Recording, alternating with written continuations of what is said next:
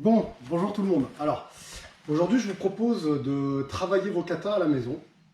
Alors moi, j'utilise beaucoup mes katas pour m'échauffer, mais ça peut être aussi des séances à part où je vais utiliser mes katas pour développer des petites compétences comme améliorer ma fluidité, ma liaison entre ma respiration et mes mouvements, l'utilisation de mon corps avec un maximum de segments en même temps, mon explosivité, mon équilibre, ma souplesse, voilà.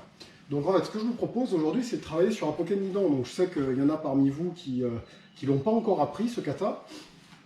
Alors, ce que je vous propose, c'est de le décomposer. On va commencer par le décomposer tranquillement, et ensuite, je ferai ma petite routine, celle que j'aime bien faire pour m'échauffer avant de commencer une séance combat, sac ou peu importe, et partir ensuite sur, en plus de l'échauffement, comment j'utilise personnellement mes katas pour améliorer mes compétences, comme je vous disais tout à l'heure. Donc pour commencer, il y a quelques petites choses qui sont vraiment importantes dans tous les Hapoken. C'est l'utilisation des déplacements notamment. Donc il y a ce premier déplacement là qui me permet de à la fois me décaler vers l'arrière et vers mon arrière et en même temps vers mon côté. Ce qui me permet en réalité en combat, donc imaginons que je sois ici, de pouvoir me rapprocher de l'autre sans lui donner l'information que je me rapproche de lui. Pour ensuite arriver là. Donc ça, c'est vraiment une première petite compétence qu'il faut essayer de bien développer avec les transferts de poids. Je transfère de la jambe gauche à la jambe droite, à la jambe gauche, et je reviens, transfert, transfert, transfert, et je reviens, 1, 2, 3, et je reviens, 1, 2, 3. Donc notre première séquence de Hapoken Nidan, en fait, elle va se composer de 4 mouvements. Il y a un premier mouvement qui correspond à une absorption. Bon, ça peut être une clé, une projection, mais là on va dire que ça va correspondre à une absorption avec une esquive en même temps. Je rentre dans la zone. Deuxième mouvement, un coup de coude. Troisième mouvement, le genou. Quatrième mouvement, une attaque horizontale avec mon avant-bras. Alors je vais prendre Gorka comme partenaire, juste pour que vous puissiez voir les mouvements. Donc ça peut être par exemple sur, mets-toi garde-gauche, s'il te plaît, voilà, comme moi. Sur une attaque de bras arrière, je vais venir ici absorber. Donc là, absorber. Ça peut être aussi une percussion, percuter pour essayer de rentrer. Je peux utiliser ici, maintenant s'il m'attaque avec le deuxième coup de poing, pour venir dévier encore. Donc 1, 2, la saisie, 3, 4, 1, 2, 3, 4, 1, 2, 3, 4. Donc ça c'est juste pour le premier mouvement, pour que vous puissiez juste connaître un petit peu le mouvement avec des applications de base. Ensuite, la deuxième séquence, ça va être en bas, en haut, Naegiri et direct. En bas, en haut, Naegiri et direct. Donc si Gorka, tu veux bien te remettre là. C'est juste quelques exemples bien sûr. Hein. On va dire que tu vas m'attaquer, ouais, tu vas m'attaquer avec celui-là. Donc ici, 1, et tu vas... Voilà, ben c'est ça, exactement. Allez, encore. 1, 2, 3, 4. Encore. 1, 2, 3, 4. 1, 2, 3, 4. Donc c'est encore une possibilité très simple. Ensuite, la troisième séquence, en fait, elle se fait dans cette direction-là. 3, 4, avec des variantes possibles, hein, parce que là, j'ai posé ma main en protection, mes deux mains en protection, une protection haute et l'autre protection basse. Et je peux très bien aussi travailler sans protection avec un mouvement de coup de pied un petit peu plus horizontal. Donc là encore, ça peut être une façon de me rapprocher de lui pour rentrer là, ici par exemple. Donc 1, 2, 3, 4. Donc on peut faire sur coup de poing aussi par exemple. 1, 2, 3, 4. Ensuite, on va aller, tiens, change de garde. À la séquence suivante, bouge pas. Donc, 1, 2, 3, 4, 5. Là, 1, 2, 3, 4, 5. Je vais en faire. Donc, attaque basse pour fléchir sa hanche, remonter sur le haut. Et 5. D'accord. 1, 2, Donc je suis pas chaud, hein, je suis pas chaud du tout. Je suis vraiment en train juste d'essayer de vous donner des applications de base pour que vous arriviez à visualiser les parties. Et maintenant on va vraiment rentrer dans ce que je fais moi d'habitude. C'est que là, comme je suis pas chaud, justement, je vais m'échauffer avec mes katas. Donc la première chose que j'essaie de faire, est-ce que tu peux couper le son s'il te plaît? Pardon. La première chose que j'essaie de faire, c'est de faire mon kata vraiment au ralenti pour réveiller mes articulations, mes muscles, les muscles profonds qui me permettent de tenir en équilibre. Donc on y va ensemble, enfin même si j'y vais tout seul là pour le moment. 1, 2, 3, 4. Et vous voyez là j'ai des petites pertes d'équilibre, c'est normal parce que je suis en train de réveiller mes muscles. 2, 3, 4, 1, 2, 3, 4. Donc là j'ai bien perdu l'équilibre, j'ai pas pu tenir ma washi, ce qui est normal aussi, parce que ça, je me suis en train de m'échauffer. 3, 4, 5. Voilà, donc là je me mets en difficulté. J'essaie vraiment de faire mes transferts de poids, de tenir mes positions. Vous voyez là ça tremble un petit peu, c'est exprès. Hop, pour que petit à petit mon corps se réadapte. Là ça y est, il est en train de le faire là. 5. C'est pour ça que je vais très très lentement au départ. 2, 3, 4, 1, 2, 3, 4, 1, 2, 3, 4, 5. Donc ça, normalement, je vais le répéter plusieurs fois jusqu'à ce que mon corps commence à bien tenir les équilibres. Puis là, maintenant, ce que je vais essayer de faire, c'est agrandir un peu le mouvement ondulatoire, c'est-à-dire de bien faire transférer le poids et les segments les uns après les autres. Donc par exemple, là, vous voyez, sur mon premier mouvement, au lieu d'être ici et de faire ça, par exemple, ce que déjà, je n'ai pas fait au départ, mais je vais encore amplifier un petit peu en essayant d'utiliser un maximum de mon corps, un maximum de segments différents pour mon premier mouvement. Voilà, qui s'écarte et qui se resserre légèrement avec mon esquive. 1, 2, 3, 4. 1, 2, 3, 4. 1, 2, 3, 4. 1, 2, 3, 4. 5 et de l'autre côté. 1, 2, 3, 4. 1, 2, 3, 4. 1, 2, 3, 4. 1, 2, 3, 4, 5. Ok. Donc ça, normalement, je le répète plusieurs fois jusqu'à arriver au moment où je commence à sentir que je suis stable, j'ai bien mes transferts de poids et j'ai bien mon passage de segment en segment pour commencer à préparer une partie un petit peu plus fluide que je vais commencer à faire maintenant. Donc, sachant que je suis toujours pas très chaud, je vais un petit peu plus fluide.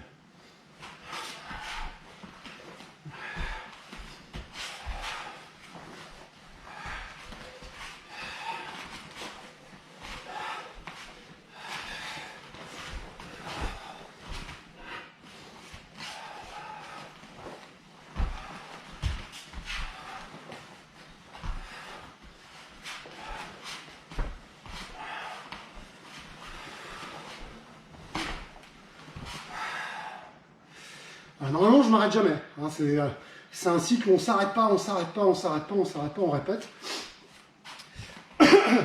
Donc là, maintenant, ce que j'essaie de faire, c'est vraiment lier ma respiration à mes mouvements. Donc je vais peut-être avoir 2, 3 expirations sur le même mouvement, du moment que j'arrive à bien les lier ensemble. Donc ça va dépendre un peu dans ma vision, de mes applications. Ça peut être par exemple...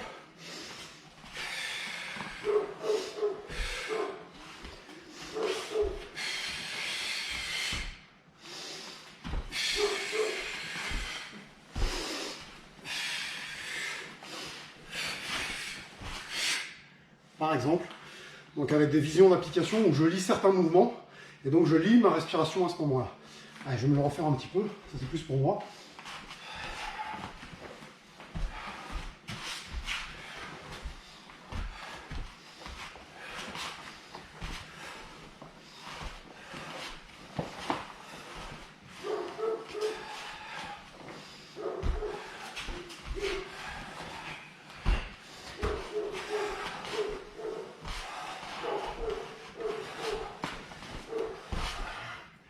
Ok, déjà ça fait du bien. Il faut arriver au moment où on arrive à faire ce kata là, où finalement ça m'essouffle plus.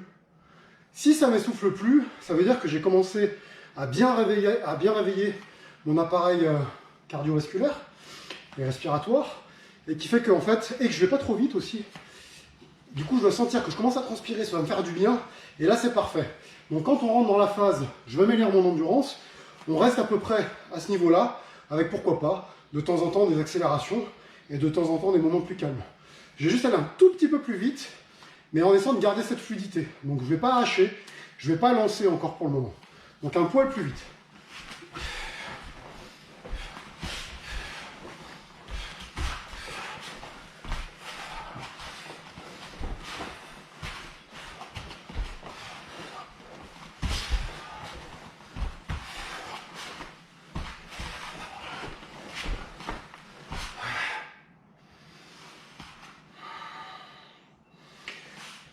Donc là, c'est un petit peu plus vite. Donc là, ça commence vraiment à faire du bien. Et maintenant, je vais travailler par séquence. Je vais commencer... Alors normalement, on est d'accord que je vais faire ça 4, 5, 6, 7 fois. Il faut que je me sente vraiment bien chaud. Et là, je vais commencer par travailler par séquence. Donc je vais avoir des moments d'accélération dans chaque mouvement. Et je vais arrêter une séquence. Première séquence, par exemple. Et je reprends.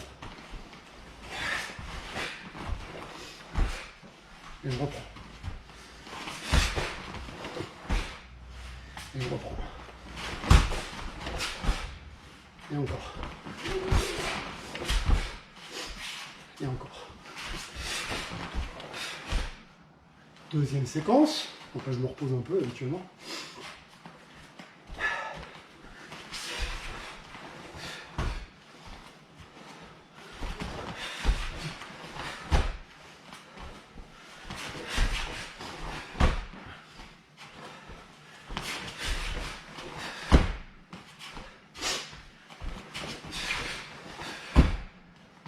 Etc., etc. Séquence par séquence. J'arrive au moment où je vais lier mes séquences. 4 premiers, stop. 4 suivants, stop. Etc., etc. jusqu'à la fin. En essayant d'avoir au moins le dernier mouvement de chaque séquence bien net. Le plus net possible, le plus arrêté, ancré, posé. Donc ça va m'aider vraiment à apprendre à me gainer et à me tenir et à contrôler mon mouvement enfin. Sachant qu'en Ryosekan, comme vous le savez, c'est pas comme dans beaucoup d'autres disciplines, on n'est pas dans une forme où on cherche à être complètement carré et arrêté, et on n'est pas non plus dans une forme où on cherche à faire un mouvement qui est complètement rond et fluide. On essaie d'être exactement entre les deux. On est finalement un petit peu entre les arts martiaux chinois et les arts martiaux japonais. Donc on ne cherche pas à avoir des mouvements qui s'arrêtent carré net, et ni non plus quelque chose de complètement rond. On essaie d'être entre les deux pour que l'application de notre mouvement puisse être une frappe, un blocage, une clé, une projection, une attaque avec une arme, une coupe. Et donc en fait, pour avoir un maximum de possibilités, on essaie d'avoir un mouvement qui va couvrir un maximum du spectre. Donc si on est trop arrêté, si on est trop raide, en fait, du coup, on perd la capacité de couper, on perd la capacité de faire des clés, de faire des projections. Par contre, si on est beaucoup trop rond, on perd aussi la capacité d'être explosif dans les atténues. Donc on va essayer de trouver un truc à peu près entre les deux, et c'est pour ça que je vais m'arrêter à peu près à chaque fois au dernier mouvement de la dernière séquence que je suis en train de faire. Donc je repars de là, première séquence c'est arrêt.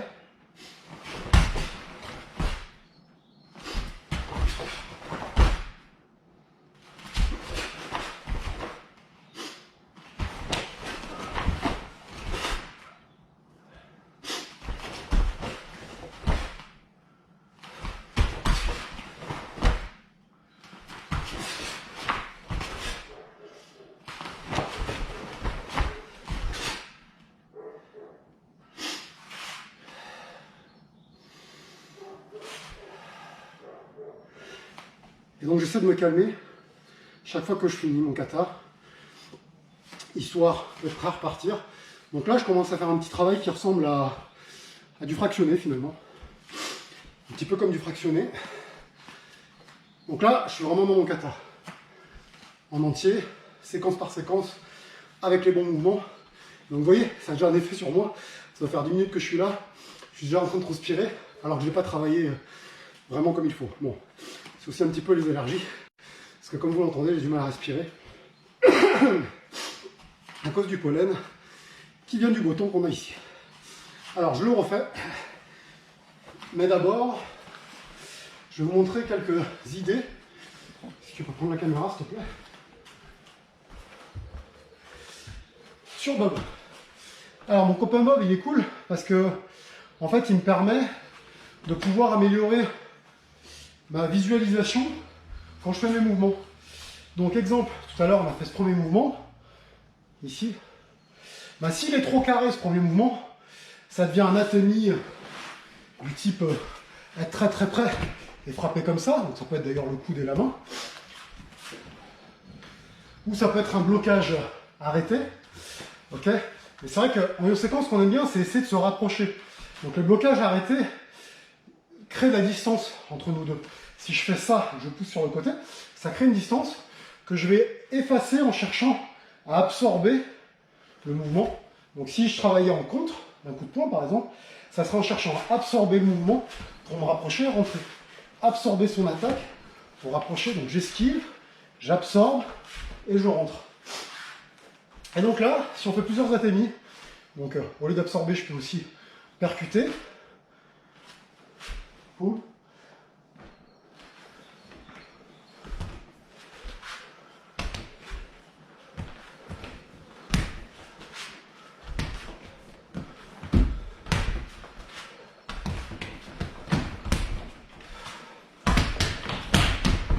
Donc là, je le touche, parce que ça me permet de le faire. Donc des fois, je varie un petit peu. Là, je le percute en le tirant, par exemple. Je vais le travailler dans l'oreille, en main ouverte. Ou parfois, je change. Et au lieu de venir dans l'oreille, je vais venir au visage. Parfois, je change. Au lieu de venir au visage, je viens à la gorge. En fonction des distances, est-ce que j'ai envie de travailler. Donc là.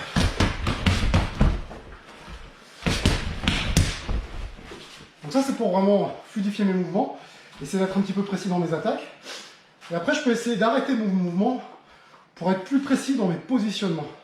Donc c'est la même chose, tout en contrôle. Donc 1, 2, 3, 4, 5. Et pour vous montrer que c'est du contrôle, je vais le faire sur Dorka. Non mais là. Ouais, s'il te plaît.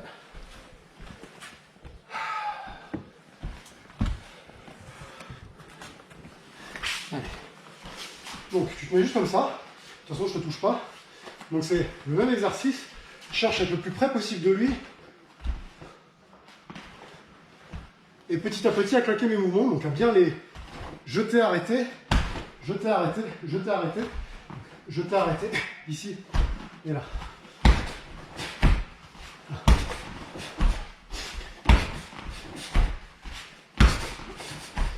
Donc ça me permet de...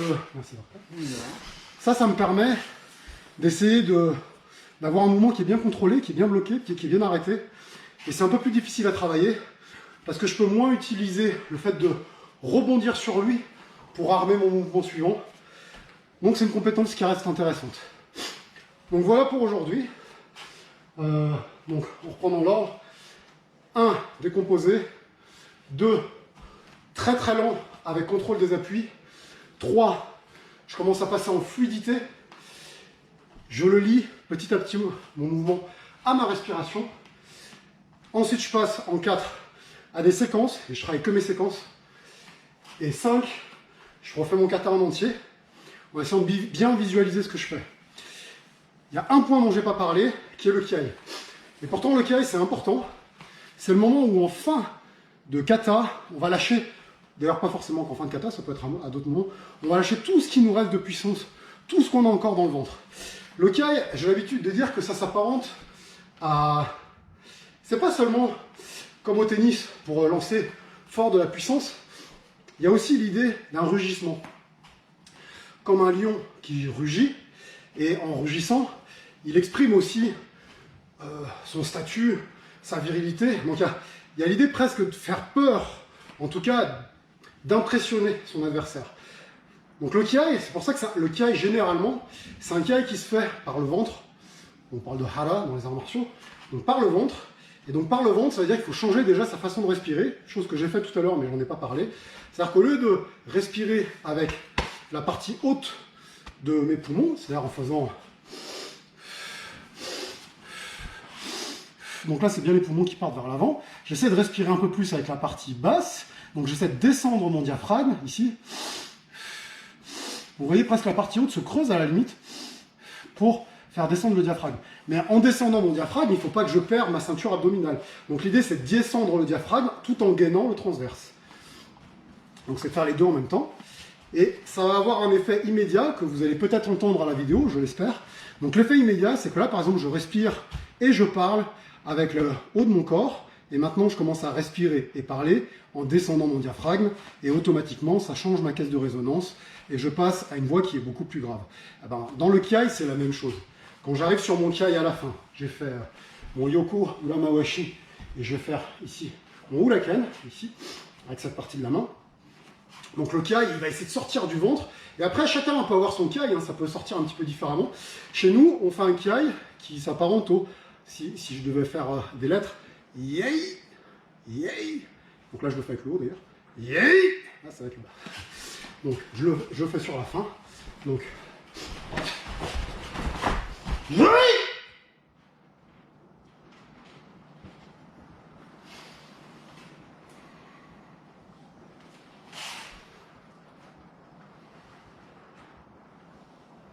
Et merci pour ce petit cours kata que vous pourrez faire à la maison si vous avez envie d'apprendre à Poké de Milan.